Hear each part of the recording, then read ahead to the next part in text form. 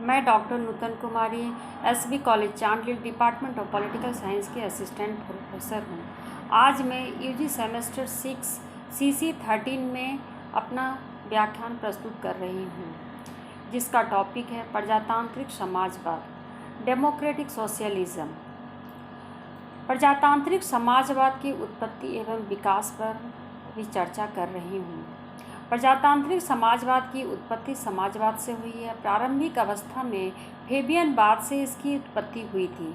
यही कालांतर में समूहवाद, समष्टिवाद या राजकीय समाजवाद या लोकतांत्रिक समाजवाद के रूप में विकसित हुआ। 4 जनवरी 1884 को ब्रिटेन में फेबियन सोसाइटी की स्थापना की गई थी। उसके बाद फ्रैंक पार्डमोर तथा पीज जैसे बुद्धिजीवियों ने अनेक बुद्धिजीवियों को इसमें सदस्य बनाया।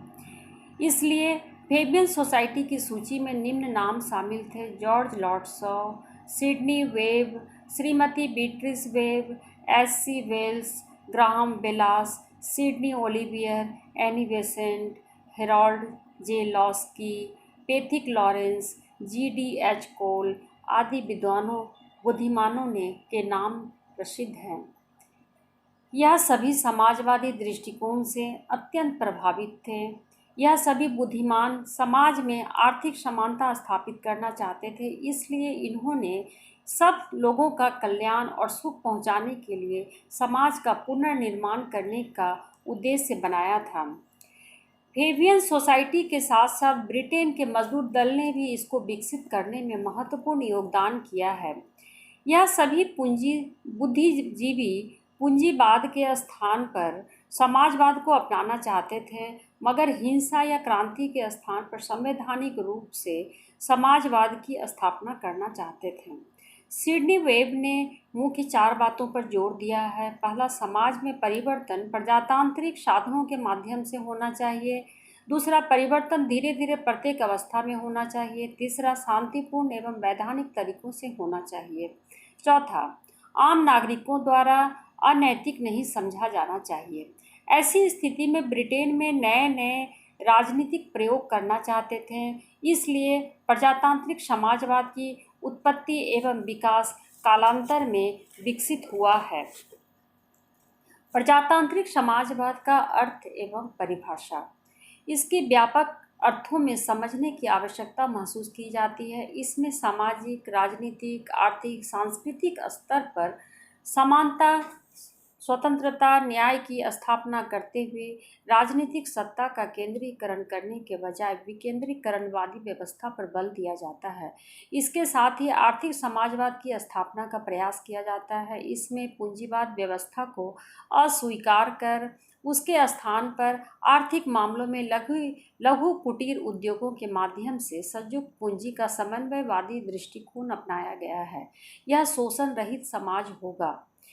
उसके साथ ही लोकतांत्रिक सिद्धांतों, लक्ष्यों में गहरी आस्था रखते हुए समाजवादी दृष्टिकोण अपनाया गया है।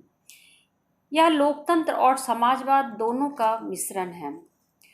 अब इसकी परिभाषा इस प्रकार से है। पहला, यह वह नीति अथवा सिद्धांत है जो केंद्रीय प्रजातांत्रिक सत्ता द्वारा आजकल की अपेक्षा श्रेष्ठतम वितरण तथा उसके अधीन श्रेष्ठतम उत्पादन की व्यवस्था करना चाहता है। दूसरा, इस विचारधारा के समर्थकों के द्वारा दी गई परिभाषा, वे कहते हैं कि राज्य की शक्तियों का विकेंद्रीकरण होना चाहिए। तीसरा, स्वर्गीय जवाहरलाल नेहरू के शब्दों में, गलत साधन अच्छे परिणामों की ओर नहीं ले जा सकते हैं। इन परिस्थितियों से यह स्पष्ट हो जाता है कि लोकतांत्रिक समाजवाद का अपना कोई ग्रंथ नहीं है। यह केवल एक कल्पना विचार मात्र ही है। राज्य को अधिक से अधिक जनता के कल्याण के लिए होना चाहिए। वर्तमान युग समाजवादी युग है, इसलिए लोकतांत्रिक व्यवस्था की स्थापना व्यक्ति के विकास, कल्याण, स्वतंत्रता के लिए ही होनी चाहिए। प्रजातांत्रिक समाजवाद की विशेषता पर अब चर्चा करूंगी। इस सिद्धांत की निम्न विशेषताएं इस प्रकार है। पहला, लोकतंत्र के मूल्यों में गहरी आस्था। यह विचारधारा लोकतंत्र के सिद्धांतों, मूल्यों, नीतियों में गहरी आस्था रखती है, जो व्यक्ति के जीवन सुखमय, कल्याणकारी रूप से होना चाहिए। इसके अंतर्गत गहरी आस्था प्रकट की जाती है। सामाजिक व्यवस्था, आर्थिक व्यवस्था, राजनीतिक व्यवस्था में समाजवादी का स्थापना का मूल उद्देश्य रहता है। दूसरा, समाजवाद का समर्थन करती है। यह विचारधारा पूंजीवाद, व्यक्तिवाद के विरुद्ध समाजवाद की स्थापना पर बल देती है। इसमें जाति, रंग, भेद, शोषण रहित समाज की स्थापना का संकल्प किया जाता है। मनुष्य के बीच कोई अंतर नहीं होना चाहिए। प्रत्येक मनुष्य श्रेष्ठ जीवन को प्राप्त करेगा, वही समाजवादी दृष्टिकोण अपनाता है। तीसरा, राज्य के मुख्य दृष्टिकोण का समर्थन। प्रजातांत्रिक समाजवादी राज्य का मुख्य उद्देश्य क्या होना चाहिए? इसकी नीतियां व्यक्तियों के प्रति, समाज के प्रति समर्पित, भावनावादी होनी चाहिए। गरीबी, शोषण, भूखमरी जैसी समस्याओं का निराकरण करना राज्य का दायित्व है। समाज में उत्पादन आवश्यकताओं की वस्तुओं का वितरण समान रूप से समाजवादी दृष्टिकोण से किया जाएगा। इससे राज्य में समान दृष्टिकोण लागू होगा। चौथा, मार्क्सवादी दृष्टिकोण का विरोध। प्रजातांत्रिक समाजवाद राज्य में मार्क्सवादी राज्य विहीन, समाज विहीन, वर्ग विहीन राज्य की कल्पना का विरोध करती है। राज्य में हिंसा रहित समाज की स्थापना होनी चाहिए। ऐसे राज्य में उत्पादन एवं वितरण की समान व्यवस्था होगी। इसके अंतर्गत सभी को अपनी अपनी आवश्यकता के अनुसार प्राप्त करने का अधिकार होगा। जो व्यक्ति बीमारी, अपंग, बूढ़े होंगे, उसका कल्याण करने का दायित्व राज्य का होगा। पाँचवां, व्यक्ति की स्वतंत्रताओं का समर्थन। व्यक्ति की स्वतंत्रताएं प्राप्त होनी चाहिए। कोई भी किसी का शोषण नहीं कर सकता है। राज्य व्यक्ति की स्वतंत्रताओं पर अतिक्रमण नहीं कर सकता है, बल्कि उसको लागू करने के लिए होना चाहिए। राज्य संरक्षणवादी स्वरूप में रहेगा। व्यक्ति समाज में शांति प्रिय जीवन व्यतीत करेगा। व्यक्तिगत पूंजी का विरोध करता है। जो व्यक्ति अधिक मुनाफा कमाएगा, उस पर राज्य का नियंत्रण होगा। व्यक्ति की आवश्यकताओं के अनुकूल सामग्री रखने से संचित किया नहीं जा सकता है। छठा, राजनीतिक सत्ता का विकेंद्रीकरण करता है। यह विचारधारा जन सहभागिता को बढ़ावा देती है। इसमें अधिक से अधिक सत्ता का लाभ जनता तक पहुंचना चाहिए। राजनीतिक रूप से विकेंद्रीकरणवादी समाज का स्वरूप होगा और इसमें नीचे के स्तर पर वास्तविक सत्ता का निवास होगा। सभी व्यक्ति न्याय, समानता, स्वतंत्रता के रूप में जीवन निर्वाह करेंगे। राज्य शोषण नहीं करेगा, अत्याचार नहीं करेगा, बल्कि सत्ता का प्रयोग कल्याणकारी नीतियों को लागू करने में प्रयोग करेगा। नागरिकों में अच्छे नैतिक गुणों का विकास करेगा। राज्य व्यापार उद्योग पर पूर्ण नियंत्रण रखेगा। अब मैं प्रजातांत्रिक समाजवाद के सिद्धांत के बारे में विस्तार से चर्चा कर रही हूँ। इसके सिद्धांत इस प्रकार हैं। पहला, आर्थिक समानता स्थापित करता है। यह विचारधारा व्यक्तिवादी, पूंजीवादी असमानता, वर्ग संघर्ष का विरोध करती है। यह एक ऐसे समाज की स्थापना करता है जिसमें आर्थिक समानता स्थापित होगी। समाज के लोगों के पर्याप्त वेतन, संपत्ति, सुविधा अवश्य प्राप्त होनी चाहिए। सभी उद्योगों में समान वेतन एवं कार्य की व्यवस्था लागू होगी। सभी नागरिक आर्थिक दृष्टि से समान होंगे। कोई किसी का आर्थिक शोषण नहीं करेगा। ऐसे समाज में व्यक्ति के विकास के लिए कोई बाधा नहीं बन सकता है। सभी समान साधनों का प्रयोग करेंगे। ऐसे राज्य में आर्थिक समाजवाद की स्थापना का लक्ष्य मुख्य रूप से होगा। दूसरा, सामाजिक समानता स्थापित करता है। यह विचारधारा समाज के नागरिकों के बीच जाति, रंग, भेद, ऊंच नीच, धर्म का विरोध करते हुए भी सभी सामाजिक दृष्टि से समान होंगे। सभी नागरिकों को सामाजिक रूप से न्याय, समानता, स्वतंत्रता प्राप्त होगी। किसी भी नागरिक को सामाजिक अधिकारों से वंचित नहीं रखा जा सकता है। यह विचारधारा लोकतांत्रिक होते हुए भी समाजवाद की स्थापना का प्रतीक मानी जाती है। सामाजिक समानता में सभी को समान अवसर उपलब्ध होंगे, इसके ही अनुसार विकास करेंगे और इससे किसी को वंचित नहीं रखा जा सकता है। तीसरा, प्रतियोगितावादी व्यवस्था का विरोधी।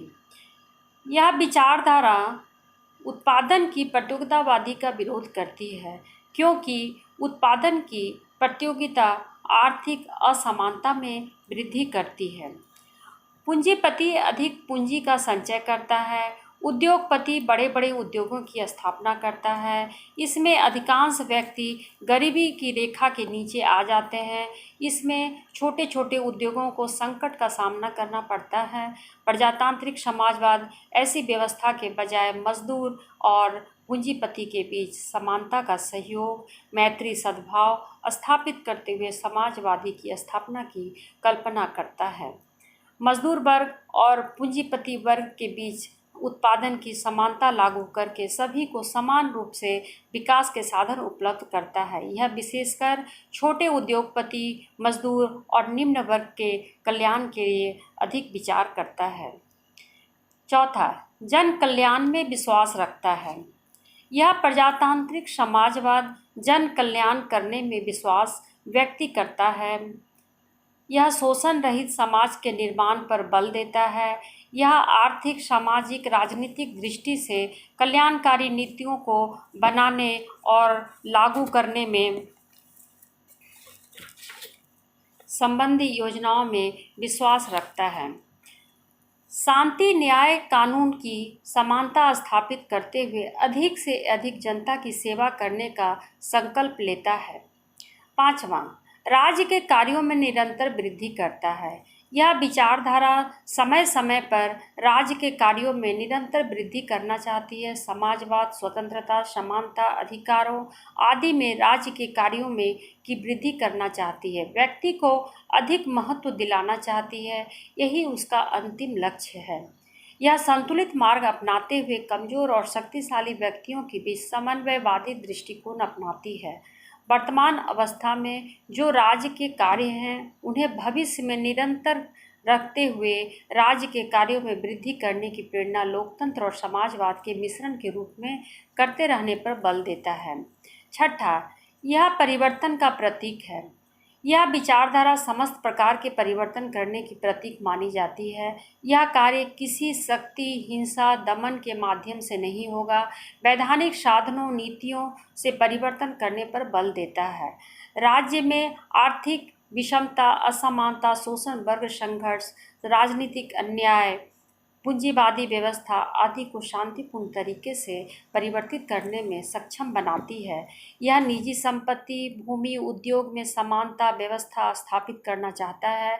यह विचारधारा न्याय संगत एवं तर्क संगत व्यवस्था, जिसमें समाजवादी दृष्टिकोण का समावेश अधिक है, उसे अपनाने पर जोर देती है। यह उदारवादी दृष्टिकोण का समर्थन करता है। यह विचारधारा पूर्ण रूप से उदारवादी दृष्टिकोण से प्रेरित है। इसमें किसी भी तरह के किसी की इच्छा को लागू नहीं किया जाता है, बल्कि राज्य की इच्छा को लागू करने में उच्च दृष्टिकोण रखता है। यह वयस्क मतदान प्रणाली, स्वतंत्र निर्वाचन पद्धति, समाचार पत्रों की स्वतंत्रता, वैचारिक स्वतंत्रता, विरोधी दलों की मान्यता आदि में उदारवादी दृष्टिकोण रखता है।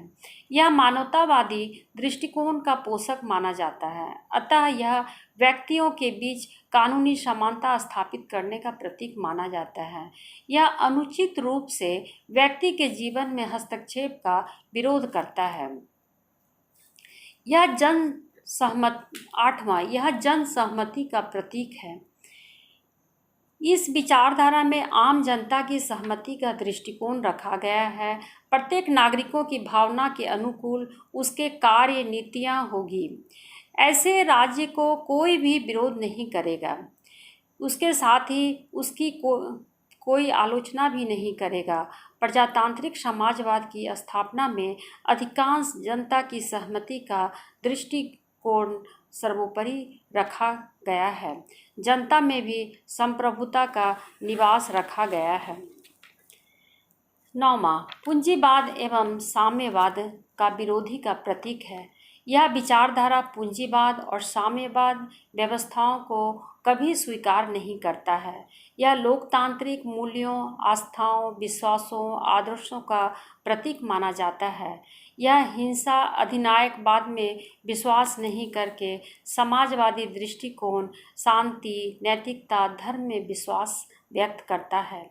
यह सामान्य नागरिकों से लेकर उच्च व्यक्तियों तक मानवीय स्वतंत्रताओं, अधिकारों का प्रतीक माना जाता है। यह अधिक से अधिक कल्याण करने की भावना रखता है। इसमें पक्षपात नहीं होगा। अब मैं अपना व्याख्यान यहाँ समाप्त कर रही हूँ। नमस्कार।